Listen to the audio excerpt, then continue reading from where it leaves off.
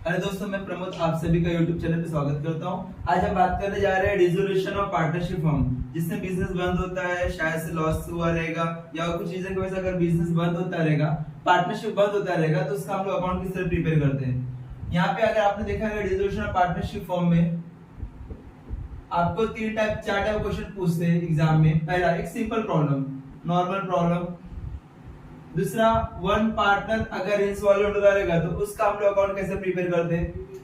Second, to partners अगर insolvent होता रहेगा तो उसका अकाउंट हम लोग किस तरह बनाते हैं। और लास्ट में होता है जब ऑल पार्टनर इंसॉल्वेंट होगा, ऑल पार्टनर इंसॉल्वेंट, तो उसका अकाउंट किस तरह बनाते हैं। और आज मैं ये डिस्कस करने वाला हूँ, ऑल पार्टनर इंसॉल्वेंट हुआ रहेगा तो उसका हम लोग अकाउंट कौन कौन सा प्रिपेयर करेंगे, क्या क्या करना पड़ेगा। चलो देख लेते हैं हम लोग। आपके क्वेश्चन में दिया रहेगा बैलेंस शीट और एडजस्टमेंट, ये आपके क्वेश्चन में गिवन है, और लिखा रहेगा भाई ऑल पार्टनर इंसॉल्वेंट हो गए तो उस केस में क्या करना है। तो सबसे पहले आपको इतना पता होना चाहिए कि जैसे हम डिसोल्यूशन ऑफ पार्टनरशिप फॉर्म का अकाउंट प्रिपेयर करते हैं तो पूरा एसेट्स और लायबिलिटी आपको ट्रांसफर करना पड़ता है कहाँ पे, रियलाइजेशन। अगर पार्टनर्स कैपिटल दिया तो पार्टनर्स कैपिटल में लिखना, कैशियर बैंक दिया रहेगा तो कैशियर बैंक में लिखना। ये तो हमारी कॉमन बात है। अभी जब ऑल पार्टनर इंसॉल्वेंट होता रहेगा तो आपको रिलेशन अकाउंट तो प्रिपेयर करना पड़ेगा, चाहे one partner insolvent, normal question है कोई भी। पार्टनर्स कैपिटल भी आपको सेम बनाना पड़ेगा। डेफिशिएंसी ये आपको अलग से बनाना पड़ेगा अगर आपका ऑल पार्टनर इंसॉल्वेंट हुआ तो। ऑल पार्टनर्स इंसॉल्वेंट हुआ तो आपको डेफिशिएंसी अकाउंट अलग से बनाना पड़ेगा। और उसके बाद जो एक्सटर्नल लायबिलिटी है आपको बैलेंस शीट के लायबिलिटी साइड में दिया रहेगा। बैलेंस शीट लायबिलिटी साइड में जो भी एक्सटर्नल लायबिलिटी है, जो भी एक्स्ट्रा मुझे अमाउंट पे करना पड़ेगा कर्जदार को, तो उसका अलग से कॉलम बनाना। लोन हुआ यहाँ पे क्वेश्चन नंबर अगर हम बात करते हैं, क्वेश्चन नंबर 11 पेज नंबर 249, मैं क्वेश्चन जो सॉल्व कर रहा हूं page number 2, question number 11 page number 249, ये क्वेश्चन मैं सॉल्व करने जा रहा हूं। इस क्वेश्चन में जो बैलेंस शीट दी है, बैलेंस शीट में लायबिलिटी साइड में दो एक्सटर्नल लायबिलिटी है जो मुझे उसका अलग से कॉलम प्रिपेयर करना पड़ेगा। याद रखना, जब ऑल पार्टनर इंसॉल्वेंट होता रहेगा तो उस केस में जो भी एक्सटर्नल लायबिलिटी है उसका अलग से अकाउंट प्रिपेयर करना, और एक डेफिशिएंसी अकाउंट प्रिपेयर करना।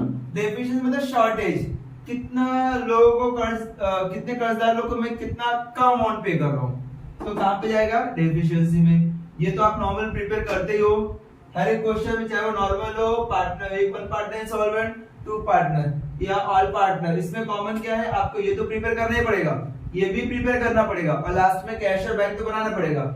लेकिन जब ऑल पार्टनर इंसॉल्वेंट रहेगा तो आपको दो तीन अकाउंट एक्स्ट्रा प्रिपेयर करना पड़ेगा। पहला डेफिशिएंसी है और दूसरा एक्सटर्नल लायबिलिटी। चलो स्टार्ट करते हैं लोग।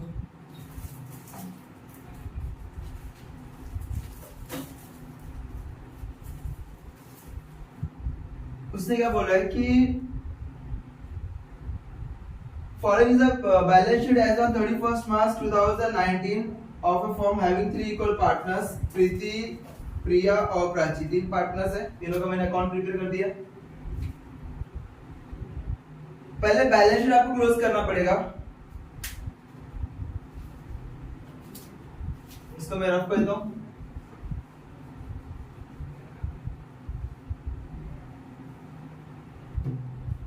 आपको बैलेंस शीट पहले क्या करना होगा, पूरा का पूरा आइटम्स ट्रांसफर करना होगा जो जहां पे जाते हैं। अभी लायबिलिटी का पहले हम लोग कवर करते हैं। लायबिलिटी साइड में पहले कैपिटल दिया है, कैपिटल का जगह फिक्स है, partners capital, partners capital account by balance brought down. Capital का अमाउंट दिया 40,000, 35,000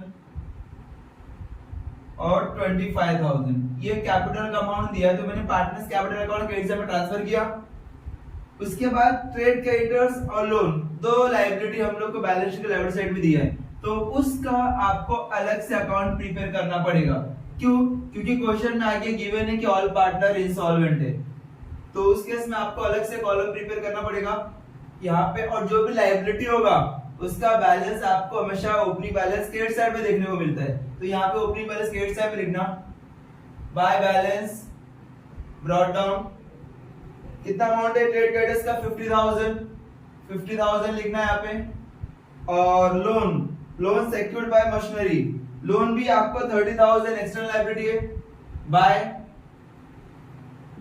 बैलेंस ब्रॉट डाउन 30,000 आपको लायबिलिटी पे करना है। 30,000 30,000 का आपने कर्जा लेके रखा है लोन, उसका आपको अलग से अकाउंट प्रिपेयर करना पड़ेगा।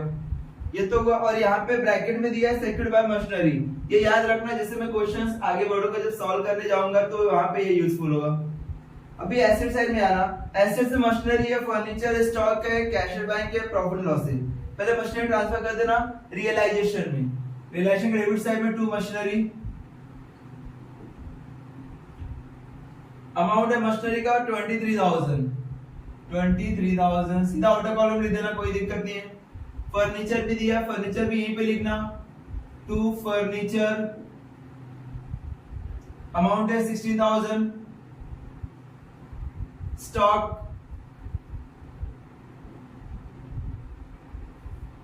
47,000, cash at bank, cash at bank हमारा बैलेंस का मैंने अकाउंट प्रिपेयर करके रखा है, to balance brought down, cash bank का बैलेंस मैंने बना के रखा है यहाँ पे कैश अकाउंट का, तो 10,000 डेबिट बैलेंस मींस एसेट्स रहेगा तो डेबिट साइड में लिखना, लायबिलिटी रहेगा तो क्रेडिट साइड में। आगे कैश बैंक का प्रॉफिट एंड लॉस, ये फिक्टिशियस एसेट्स है, ये पार्टनर्स को डिस्ट्रीब्यूट करना।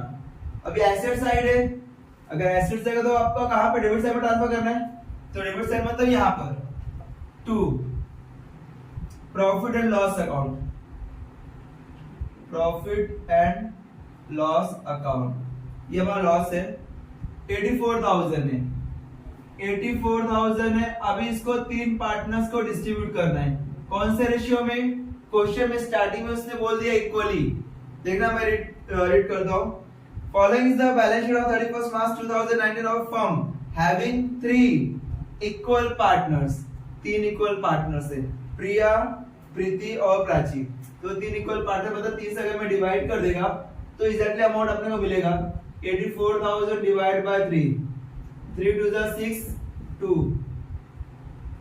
3 7 जा 1, 3 8 जा बोल सकते इसको, 3 8 जा 24, 0 0 0 0 0 0 0, 28,000 आ रहा है। 28,000 तीनों अगर मैं 3 से डिवाइड किया मतलब इक्वली हम लोग डिस्ट्रीब्यूट करेंगे 28,000, तो यहाँ पे 28,000 और 28,000 तीन पार्टनर को डिस्ट्रीब्यूट किया इक्वली, तो आपको 28,000 क्या करना है, ट्रांसफर करना है। और ये बैलेंस शीट है, आपको इसका एक ही फिट देना है। आगे देखना, क्लोज करते समय अभी आपको यहाँ पे ध्यान देना है, The firm was dissolved, business dissolve हो गया ड्यू टू इंसॉल्वेंसी, इंसॉल्वेंसी की वजह से ऑफ ऑल द पार्टनर्स, पूरे पार्टनर्स इंसॉल्वेंट हो गए। और machinery was sold, machinery sale किया मैंने 18,000 का, जबकि फर्नीचर फेज रुपीस 40,000, फर्नीचर को मैंने सेल किया 14,000 का। स्टॉक जब सेल किया 35,000 मिला मेरे को, बाकी एक्सपेंसिव मतलब जो भी एसेट्स है आपने क्या किया, सेल किया। तो सेल किया तो क्रेडिट साइड में लिखना by bank account, by bank account, जिसमें 1 by 1 मशीनरी लिख देना। पहले मशीनरी, अमाउंट है मशीनरी का 18,000, आप इनर कॉलम में ऐड करके आउटर कॉलम लिख सकते हो, अदरवाइज डायरेक्टली आउटर कॉलम में लिख सकते हो, तो कोई दिक्कत नहीं है। तो यहाँ पे मशीनरी का अमाउंट 18,000, फर्नीचर है, फर्नीचर का अमाउंट है 40,000, स्टॉक 35,000, बस तीन हमारा एसेट सेल किया मैंने, तीनों को ऐड करना 8 + 4 12, 12 + 5 7, 0 0 0,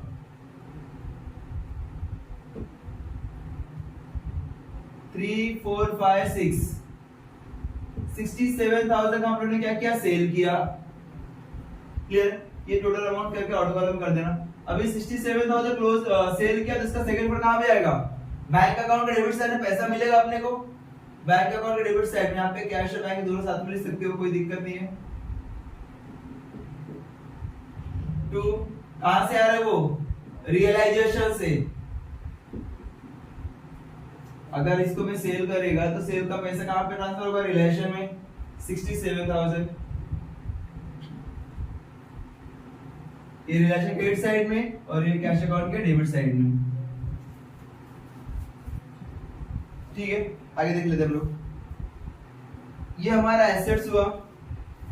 आगे उसने क्या बोला है कि रियलाइजेशन एक्सपेंसेस अमाउंटेड टू ₹2000। 2000 पे हमारा नुकसान हुआ, एक्सपेंसेस हुआ, तो एक्सपेंसेस का भी अमाउंट हम लोग को पे करना पड़ेगा। तो डेबिट साइड में रिलेशन के डेबिट साइड में to bank account, to bank account bracket में एक्सपेंसेस लिख सकते हो 2000। और ये वीडियो सिर्फ उन लोग के लिए है जो ऑलरेडी पढ़ चुके हैं। जस्ट एक बार मैं रिवाइज करा रहा हूँ कि भाई ये अमाउंट कहाँ पे जाएगा। तो फटाफट मैं कर रहा हूँ, एग्जैक्टली आपको समझ में आ जाएगा, क्योंकि आपने एक बार रीड किया है, पढ़ा है, एक बार प्रैक्टिस किया है, तो उस केस में आपको ज्यादा कुछ दिक्कत आने वाला नहीं है। तो यहाँ पे आपने क्या किया? एक्सपेंसेस पे किया, तो बैंक अकाउंट के 2000 यहाँ पे लिखा। इसका सेकंड पार्ट शो करना होगा बैंक अकाउंट के क्रेडिट साइड में बाय रियलाइजेशन अकाउंट। अमाउंट रहेगा कितना? 2000 रुपीज। ये हो गया। आगे उसने क्या बोला है? Nothing could be recall from Priya and Prachi. उसने बोला प्रिया और प्राची से कुछ पैसा मिला नहीं, लेकिन 3400 could be collected from Preeti's private state. उसने बोला प्रीति के अकाउंट से मुझे 3400 रिसीव हुआ, प्रीति से पैसा मिला, तो फिर यहाँ पे क्रेडिट साइड में लिखना बाय बैंक अकाउंट। प्रीति ने पैसा कितना लेके आया? 3400, तो यहाँ पे 3400 लिखना।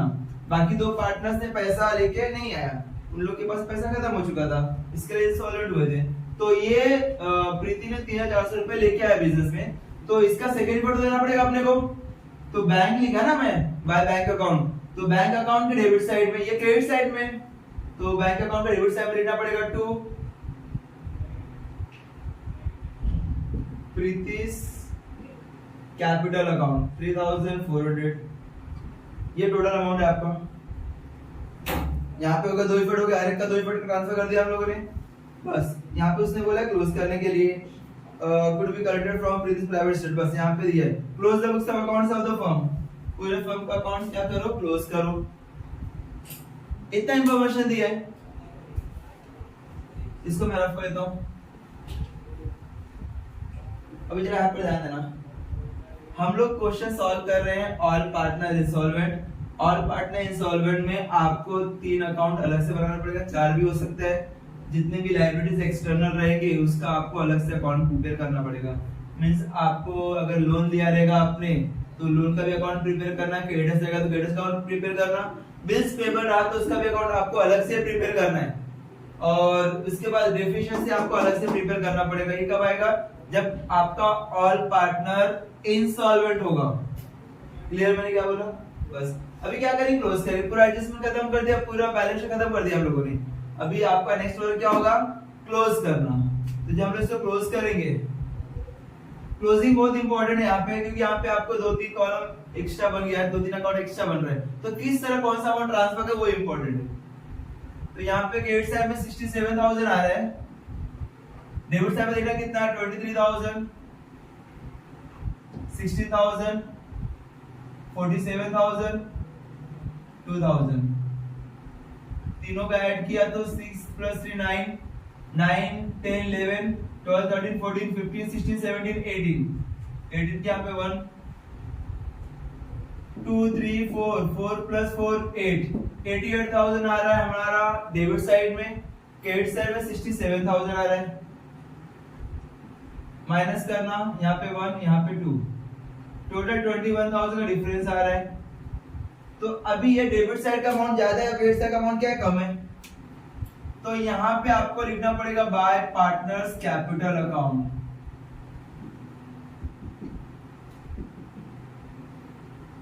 डेबिट साइड का अमाउंट ज्यादा है, खर्चा ज्यादा है हमारा 88,000 हमारा टोटल एक्सपेंडिचर डेबिट साइड में, क्रेडिट साइड में कम है। तो जो अमाउंट ज्यादा है वो दोनों साइड में ना, ये डेबिट साइड का अमाउंट है, क्रेडिट साइड का अमाउंट है।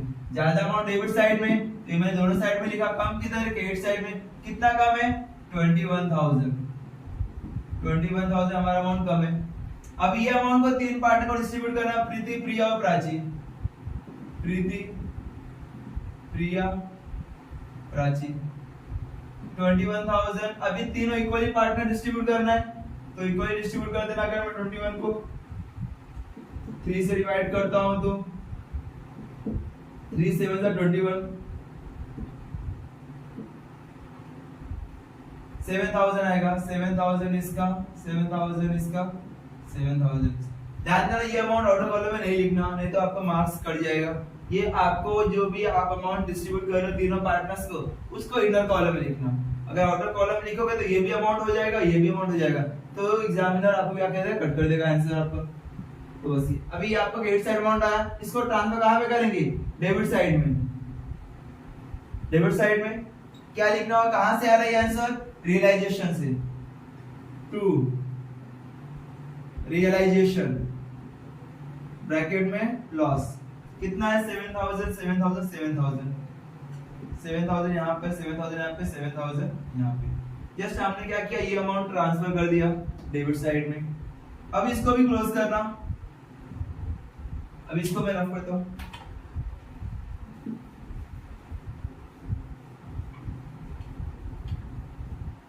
अभी थोड़ा यहां से आपका काम शुरू हो जाता है। कैसे क्लोज करना है, सबसे पहले कोई भी एक पार्टनर्स का अकाउंट लेना, वो क्लोज करना। मान लो मैं प्रीति का अकाउंट लेता हूँ, प्रीति के डेबिट साइड में कितना है 28,000 प्लस 7,000, 35,000 डेबिट साइड में, किसका, प्रीति का। क्रेडिट साइड में कितना है 40,000 प्लस 3,400, 43,400 ये क्रेडिट साइड में, और डेबिट साइड में 35,000 है। ज्यादा अमाउंट 43,400 है। अभी माइनस करना 43,400 और यहाँ पे 35,000। ये क्रेडिट साइड का अमाउंट है, ये डेबिट साइड का अमाउंट, दोनों को ऐड किया ना, 40,000 प्लस 3,400 दोनों ऐड किया। 4 में से 0 गए, 4 400, 13 में से 5 गया, 30 में से 5 गया, 5 6 7 8 9 10 11 12 13 8 यहाँ पे 0। 8,400 आपका बैलेंस आ रहा है। अभी बैलेंस कहां पे कम आ रहा है, अगर क्रेडिट साइड में 43,400 है, यहाँ का अमाउंट ज्यादा है, तो यहाँ का कम है ना। क्रेडिट साइड में अमाउंट 43,400 आ रहा है, डेबिट साइड में अमाउंट 35,000 आ रहा है, तो ज्यादा अमाउंट क्रेडिट साइड में, तो क्रेडिट साइड में अमाउंट लिखना 43,400।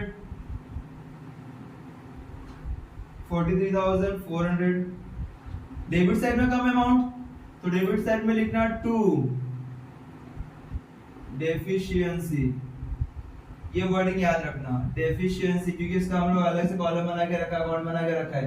तो ये जब अकाउंट क्लोज करेंगे हम लोग, तो ये बैलेंस, इसका जो भी पार्टनर्स का बैलेंस रहेगा, उसके अकाउंट में हम लोग लिखेंगे डेफिशिएंसी। तो डेफिशिएंसी कितना आ रहा है यहाँ पे 8,400, तो यहाँ पे लिखना है 8,400। क्लियर है मैंने क्या बोला। पहले मैंने क्या किया, प्रीति का अकाउंट लिया, उसका क्लोज टोटल किया, क्रेडिट साइड का अमाउंट 43,000 आ रहा है, डेबिट साइड का अमाउंट 35,000 आ रहा है। जब दोनों कंपैरिजन किया तो फिर डेबिट साइड में कम आ रहा है, तो डेबिट साइड में कितना अमाउंट कम आ रहा है 8,400, तो 8,400 मैंने यहाँ पे लिखा। क्रेडिट साइड में अमाउंट 43,000 आ रहा है, डेबिट साइड में 35,000 आ रहा है, माइनस करने बाद 8,400 वो डेबिट साइड में लिखा मैंने। सेम एज इट इज प्रिया का भी क्लोज करना। प्रिया का अमाउंट कितना आ रहा है डेबिट साइड में 35,000, 28,000 प्लस 7,000, 8 और 7 15 होता है, 15 में 35,000। क्रेडिट साइड में कितना आ रहा है, यहाँ पे भी 35,000 आ रहा है, दोनों साइड में सेम आ रहा है, तो कोई भी डिफरेंस नहीं है। तो ये दोनों साइड में अमाउंट क्या आएगा, कुछ भी अमाउंट आएगा नहीं, balancing figure same, just close कर देना। प्राची का लेना, प्राची का डेबिट साइड में 35,000 आ रहा है और क्रेडिट साइड में 25,000 आ रहा है। ज्यादा अमाउंट कौन सा है 35,000, ये दोनों साइड में लिखना 35,000 35,000। बैलेंस कम किधर है? ये डेबिट साइड है, ये क्रेडिट साइड का अमाउंट। क्रेडिट साइड में 25,000 है, कम क्रेडिट साइड में कितना अमाउंट कम है? 10,000। तो 10,000 मैंने लिखा क्रेडिट साइड में। बाय यहाँ पे वर्ड क्या यूज करेंगे? डेफिशिएंसी 10,000। यहाँ पे इसका अमाउंट इक्वल आएगा, इसका मतलब ऐसा नहीं कि हर क्वेश्चन में इक्वल ही आएगा, नहीं, चेंज भी हो सकता है। तो जो भी अमाउंट जहां पे भी कम रहेगा वहां पे वर्ड क्या यूज करेंगे? डेफिशिएंसी। अभी एक बार आपने डेफिशिएंसी लिख दिया तो इसका अमाउंट आपको इसके अकाउंट के नीचे ट्रांसफर करना होगा। मैंने इसका अलग से अकाउंट बनाया, डेफिशिएंसी। अब ये क्रेडिट साइड का डेफिशिएंसी डेबिट साइड में लिखना, डेबिट का डेफिशिएंसी क्रेडिट साइड में लिखना, क्रॉस में, हमेशा क्रॉस में चलना। तो ये क्रेडिट साइड में ना, किसके क्रेडिट साइड में? प्राची। तो प्राची को यहाँ पे डेबिट साइड में लिखना, टू प्राची। कितना अमाउंट है? 10,000। ये मैंने यहां से कैरी किया, ये क्रेडिट साइड में, तो मैंने क्या किया? डेबिट साइड में लिखा। अब ये डेबिट साइड में 8,400, तो इसको मुझे कहां पे लिखना पड़ेगा? क्रेडिट साइड में। नाम किसका है? प्रीति का नाम है, बाय प्रीतिस कैपिटल अकाउंट। यहाँ प्राचीस कैपिटल अकाउंट और प्रीतिस कैपिटल अकाउंट 8,400। ये आपका पार्टनर्स का अकाउंट मैंने क्या किया? क्लोज किया। क्लोज करने के बाद आपका बैलेंस आया जो हम लोगों ने ट्रांसफर किया डेफिशिएंसी में। अभी यहाँ पे आपका मेन कैलकुलेशन स्टार्ट होता है। अभी कैसे कैलकुलेशन करेंगे जरा यहाँ पर ध्यान देना।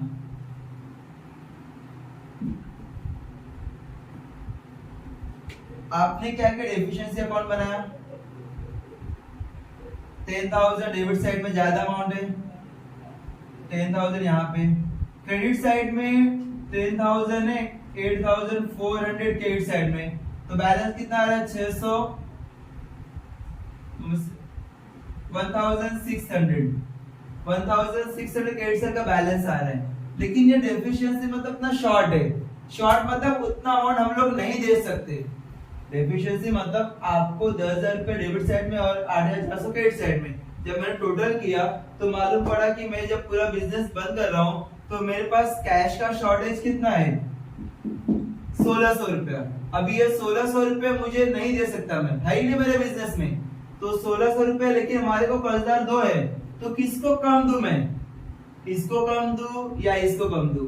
तो उसमें क्वेश्चंस में एक बोला गया है, बैलेंस शीट के लेफ्ट साइड में जाके देखना, वहां पे उसने एक वर्डिंग यूज किया गया है, ध्यान से देखेंगे जरा।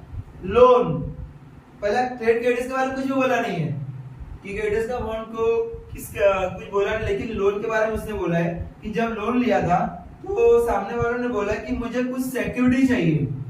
सिक्योरिटी मतलब आप एक एसेट्स दो मेरे पास, जो अगर आप लोन का अमाउंट नहीं पे कर पाए तो मैं वो एसेट्स बेच के आपको मैं अपना पैसा रिकवर कर सकूं। तो यहाँ पे उसने क्या बोला है? Loan secured bye machinery. तो जब लोन दे रहा था तो फिर सामने वाले ने क्या किया? मेरा मशीनरी को सिक्योरिटी रखा। सिक्योरिटी पता है ना आपको कि भाई एक एसेट्स लिया, ये सिक्योर्ड रहेगा, अगर आपने पैसा नहीं दिया तो मैं ये एसेट सेल करके मैं अपना पैसा वसूल कर लेगा। तो सेम इस लोन में उसने मशीनरी का अमाउंट सिक्योर्ड रखा। तो उस केस में अभी लोन का पहले कैलकुलेशन कर लेते हैं हम लोग। लोन का अमाउंट कितना था? 30,000 था। 30,000 रुपए लोन का अमाउंट था। 30,000 में जो मशीनरी को सिक्योर किया था उसको सेल किया 18,000 में। तो इसका पैसा जो 18,000 रुपए मिला है वो लोन वाला पहले ले लेगा, बोलेगा कि ये सिक्योरिटी मैंने रखा है, पैसा मैंने दिया था आपको सिक्योर रखने के लिए, सिक्योर रखा था मैंने आपका एसेट्स, वो मैं बेच रहा हूँ, 18,000 मुझे मिला, वो 18,000 पूरा मेरे पास होना चाहिए। चलो, तो यहाँ पे मशीनरी का अमाउंट हम लोग क्या करेंगे? माइनस कर देंगे। 18,000 माइनस किया मैंने, मशीनरी का अमाउंट कितने का सेल हुआ? 18 का सेल हुआ ना, तो 18,000 कौन रख लेगा? लोन वाला रख लेगा। उसको 30,000 देना था, लेकिन उसने सेल करके, मशीनरी सेल करके 18,000 रुपए अपने पास रख लिया। तो बाकी बैलेंस बचा रहेगा ना? कितना बैलेंस बच रहा है अभी? 1 2, 10 में से ऐड कर 2 और 2 में से 1, 12,000। अभी लोन का अमाउंट कितना है? 12,000 है, लेकिन क्रेडिटर्स वालों ने तो कुछ गिरवी रखा ही नहीं था ना, उनको पूरा का अमाउंट पे करना है अपने को, मतलब 50,000 को पे करना है। क्रेडिटर्स को कितना पे करना है? 50,000। और लोन को कितना पे करना है 12,000। तो रेशियो क्या होगा, अगर मैं इसका रेशियो डिस्ट्रीब्यूट करता हूं तो लोन का और क्रेडिटर्स का दोनों का रेशियो 12,000 और 50,000 है। कभी कभी क्वेश्चन में सिक्योरिटी नहीं दिया रहता है, तो सिक्योरिटी नहीं दिया रहेगा तो ये माइनस करने का जरूरत नहीं ना, तो डायरेक्टली यही अमाउंट है 30,000 लेना और 50,000 लेना, तो उस रेशियो में डिस्ट्रीब्यूट करना। यहाँ पे सिक्योर्ड बोल दिया था, इसके लिए मैंने क्या किया माइनस किया। अगर सिक्योरिटी नहीं बोला था, ब्रैकेट में जो दिया है वो ब्रैकेट नहीं दिया होता था, तो मैं क्या करता था ये अमाउंट लेता था, तो 30,000 और 50,000 लेता था, तो रेशियो क्या था 3:5 होता था। तो ये जो अमाउंट बैलेंस था ये अमाउंट को हम लोग किस रेशियो में डिस्ट्रीब्यूट कर देते, लेकिन अभी ये रेशियो नहीं आएगा। अभी देखना कितना रेशियो आ रहा है, अभी रेशियो 3 0 यहाँ पे कैंसिल, 3 0 यहाँ पे कैंसिल, 12:50 आ रहा है। इसको और कम कर सकते हैं हम लोग, 2 से डिवाइड करेंगे तो 2 6 12, 2 25 हो जाएगा। 50 का आधा 25 होता है, 12 का आधा 6 होता है। और अभी मिनिमाइज नहीं हो पाएगा क्योंकि 2 से भी नहीं हो सकता, 3 से भी नहीं हो सकता, यहाँ पे 6 यहाँ पे 25 नहीं हो सकता। तो फाइनली ये क्या करना है, रेशियो लेना 6:25, ये आपका रेशियो रहेगा। कौन सा किसके लिए, यहाँ पे अभी जो अमाउंट आया ना 1600 रुपया, ये 1600 रुपया 2 लोग को देने का है, शॉर्टेज 1600 रुपया आया। 1600 कहां से आया, डेबिट साइड का 10,000 है, क्रेडिट साइड का 8,400 है। जब इसको मैंने माइनस किया तो बैलेंस अमाउंट 1600 रुपया है, तो ये 1600 रुपये इतना शॉर्ट है, इतना कम है, तो 1600 रुपये उतना अमाउंट मैं नहीं दे सकता, तो मुझे रेशियो में डिस्ट्रीब्यूट करना है किसको कितना अमाउंट नहीं देगा, तो उसी का कैलकुलेशन करना है अपने को। ये 1600 रुपया पहले लोन का हम लोग कैलकुलेशन कर लेते हैं।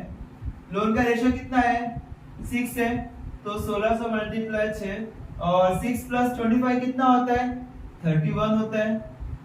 और आपने ये पता होगा आपको कि जब भी दो रेशियो दिया रहेगा तो बेस में हम लोग दोनों को ऐड करके लिखते हैं, तो 6:25 रेशियो है, तो जब भी हम लोग कैलकुलेशन करते हैं तो 6/25 प्लस 6 ऐसा करते कैलकुलेशन, और दूसरा 25 से करना रहेगा तो 25 डिवाइड बाय 31, तो 31 नीचे कहां से आया 6 प्लस 25, ये लोन का रेशियो 6 है, क्रेडिटर्स का रेशियो 25। क्लियर, अभी सेम यहाँ पे कैलकुलेशन करना पड़ेगा, तो देखना आप कैसे कैलकुलेशन करेंगे। 1600 मल्टीप्लाई 6 करना, 1600 मल्टीप्लाई 6, 600 600 6 is 36, 36 के 6 यहाँ पे 3, 6 1 is 6 plus 3 9, 9600 आ रहा है। अब इसको भी डिवाइड करना है 31 से डिवाइड करेंगे, 31 1 जा 31, 2 जा 33 जा हम लोग कर सकते हैं। 31 मल्टीप्लाई 3, 3 1 जा 3, 3 3 जा 9, तो 3 जा 93 आ रहा है। यहाँ पे 6 में से माइनस किया 3 तो कितना आ रहा है 3 आ रहा है, ये मैंने कैरी किया 0, लेकिन 31 से ये छोटा है तो मैं क्या कर रहा है एक और ले रहा हूँ 0, तो अभी मैं क्या करता डिवाइड कर सकता हूँ। अगर मैं यहाँ पे 0 लिखता हूँ तो यहाँ पे मुझे 0 भी बनाना पड़ेगा, आपने मैथ्स पढ़ा है। तो 31 अभी 31 को कितने से टेबल से करूँ कि 300 आना चाहिए। 31 मल्टीप्लाई कर डायरेक्टली 9 से करता हूँ, 9 1 जा 9, 9 3 जा 27, 279, और 9 10 जा करूंगा तो 310 आ जाएगा, लेकिन 310 इससे तो ज्यादा है ना, तो 9 से मैं फाइनली करता हूँ, तो यहाँ पे लिखता हूँ मैं 9, यहाँ पे 279, 10 में से 9 गए 1, 9 में 7 गए 2, तो यहाँ पे 0, अभी 21 आया, तो अगर मैं यहाँ पे पॉइंट लगाता हूँ तो यहाँ पे 1 0 में बढ़ा जाएगा। अभी 31 को कितने से मल्टीप्लाई करो तो 210 आ जाए, देखना 279 यहाँ पे तो और मिनिमाइज कर सकते हैं। 31 मल्टीप्लाई 7 से करते देखते हैं, 7 1 7, 7 3 21, 217 आ रहा है, नहीं हो रहा है। 6 से मल्टीप्लाई करके देखते हैं, मल्टीप्लाई 6, 6 1 6, 6 3 18, 186 आ रहा है, 210 से कम है, तो ये हम लोग ले लेते हैं 6 आ रहा है, तो 186 माइनस करेंगे 10 में 6 गए 4, यहाँ पे 10 में से 8 गए 2, यहाँ पे 0 में से 0, मींस आपको एक डिजिट ले लिया इनफ है। तो यहाँ पे कितना आंसर आ रहा है 24। तो यहाँ तक हम लोग इनफ करते हैं। 309 हम लोग को मिल गया, किसका, लोन का मिला। तो लोन का अमाउंट आया कितना 309.6। इसको राउंड फिगर कर सकते हैं, इसको मैं कर दो 310 लोन का हुआ। ये कैलकुलेशन आपको करना है।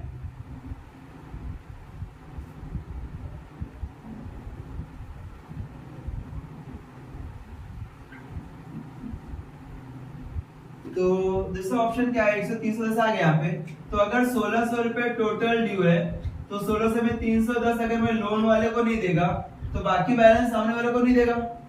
0 0 0 में से 1 गए, 10 में से गए 9, यहाँ पे 5 5 में से 3 गए 2, 1 मींस 1290 किसको नहीं देगा, क्रेडिटर्स को। क्रेडिटर्स का शॉर्टेज अमाउंट कितना है 1290 है। तो आपके पास लोन का भी अमाउंट शॉर्टेज मिल गया, क्रेडिटर्स का भी शॉर्टेज अमाउंट मिल गया, वो दोनों यहाँ पे लिख देना। बाय लोन को कितना नहीं दिया 310, और क्रेडिटर्स कितना नहीं दे रहे हम लोग 1290, बाय क्रेडिटर्स 1290। क्लियर मैंने क्या बोला, क्रेडिटर्स 1290, इतना अमाउंट हम लोग क्रेडिटर्स को नहीं दे रहे और लोन को इतना अमाउंट नहीं दे रहे, तो बाकी पैसा देना पड़ेगा ना अपने को। शॉर्टेज सिर्फ कितना है 310 और 1290, दोनों को ऐड किया तो 1600 आ रहा है। तो 1600 ही अमाउंट कम था डेबिट साइड में, क्रेडिट साइड में यही अमाउंट तो कम था ना। तो इसी पार्ट को मैंने दो पार्ट में डिवाइड किया, क्योंकि एक क्रेडिटर एक पर्टिकुलर लायबिलिटी को मैं पूरा बियर करने के लिए नहीं बोल सकता, या वो मानेगा ही नहीं, वो बोलेगा भाई मेरा पैसा इतना है तो मैं क्यों बियर करूं पूरा पैसा। तो इसके लिए हम लोगों ने दो पार्ट में डिस्ट्रीब्यूट किया, रेशियो में डिस्ट्रीब्यूट किया। तो रेशियो में डिस्ट्रीब्यूट किया तो रेशियो का कितना रेशियो आया 6:25। 1600 रुपए बचा है, 1600 रुपए शॉर्ट है, 1600 को दो पार्ट में डिस्ट्रीब्यूट करना 6:25 रेशियो में। अमाउंट आया 310 और इसका है 1290। अभी ये क्रेडिट साइड में ना, तो लोन अकाउंट के डेबिट साइड में लिखना, लोन किधर इधर, इसके डेबिट साइड में क्या लिखना टू डेफिशिएंसी। लोन का डेफिशिएंसी कितना है 310 और क्रेडिटर्स का डेफिशिएंसी कितना है 1290 क्रेडिट साइड में, तो क्रेडिटर्स अकाउंट के डेबिट साइड में लिखना टू डेफिशिएंसी। कहां से आ रहा है, डेफिशिएंसी से आ रहा है ना। कितना हमारा डेफिशिएंसी का 1290। क्लियर है मैंने क्या बोला। ये होने के बाद अभी आप क्या करो, टोटल कर देना इसका। ये हो गया हमारा 3101290। अभी यहाँ पे ट्रांसफर करने के बजाय इसको क्लोज करेंगे 50,000 यहाँ पे क्रेडिट साइड में, 50,000 यहाँ पे लिखना।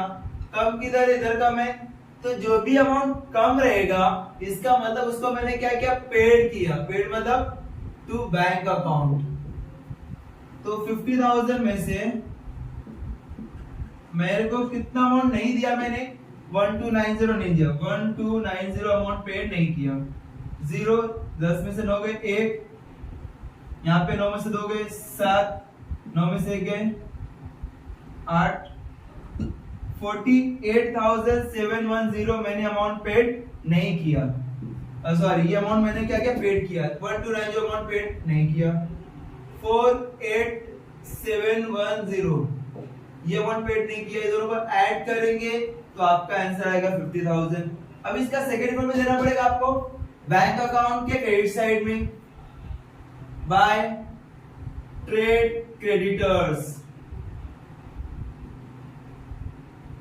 48,710। इतना अमाउंट आपको बैंक के थ्रू पेड किया। किसको पेड किया, क्रेडिटर्स को पे किया। आगे ये तो इसका क्लोज हो गया, 50,000 क्लोज हो गया ये वाला। अभी लोन अकाउंट में क्या करना है, क्लोज करना। लोन अकाउंट में 30,000 क्रेडिट साइड में, क्रेडिट साइड में 30,000 है, डेबिट साइड में कितना है 310 है। 310 है, 0 में से 0 क्या 0, 10 में से 1 गए 9, यहाँ पे 9 में से 3 गए 6 9 2, 29,690 आया। ये किधर कम है? डेबिट साइड में कम है 29,690। इसको नाम क्या देंगे? To bank account. मतलब इतना अमाउंट हम लोग पे कर रहे हैं, लोन को सिर्फ 310 नहीं दिया, बाकी सभी अमाउंट मैंने क्या किया? सेंड कर दिया, पे कर दिया। तो यहाँ पे 30,000 अमाउंट दोनों साइड में टैली होगा, और जो बैलेंसिंग फिगर है वो क्रेडिट साइड में लिखना। किसके क्रेडिट साइड में? कैश के, बाय लोन अकाउंट 29,690, 29,690। ये आपका टोटल अमाउंट है। अभी दोनों अमाउंट साइड में जब टोटल करेंगे इसका, तो दोनों अमाउंट क्या होना चाहिए? टैली होना चाहिए। देख लेते हैं 10,000 67,000 3,400 0 0 4 7 plus 3 10 का 0 यहाँ पे 1 6 7 8 80400। ये डेबिट साइड में आ रहा है। क्रेडिट साइड में कितना देख लेना 2,048,710 29,690 0 9 plus 1 10 के 0 यहाँ पे 1 6 plus 7 plus 1 14 यहाँ पे 1 8 plus 2 10 10 plus 1 11 11 plus 9 20 के 0 यहाँ पे 2 4 plus 2 6 plus 2 8 80,400 80,400। ये आपका दोनों अमाउंट क्या हो रहा है? टैली हो रहा है। इसको मैं रफ कर देता हूँ।